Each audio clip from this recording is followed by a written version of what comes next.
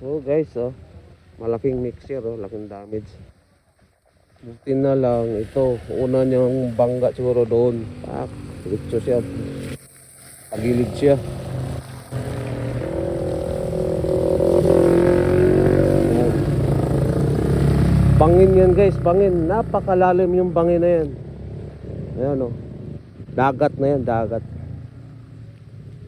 Oh, tuklap yung ano, oh. Tuklap. So, kita niyo yung dagat na yan. Bangin yan. Buti, mga kahoy na lang nag-ano sa kanya, oh. Yung kahoy na nakaharang sa kanya, yung malapad na dahon, Makati yan, eh. Yan. Diba? Ito to sa ano, papuntang na Sugbo, Batangas. So galing kami ng Kalayo na Sugbo, Batangas, swimming. So ito yun, bago lang to guys.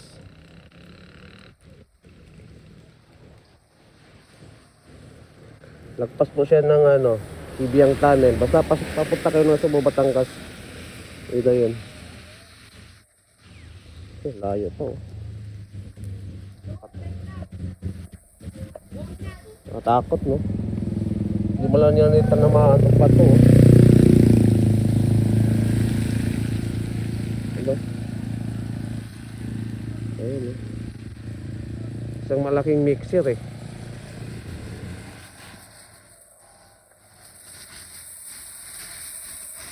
Manabuldos talaga niya dun, eh. Siguro, pa-curve kasi, pa-curve. Amang pa-curve siguro. Dito siya. So tingin ko, baguhan tong driver guys.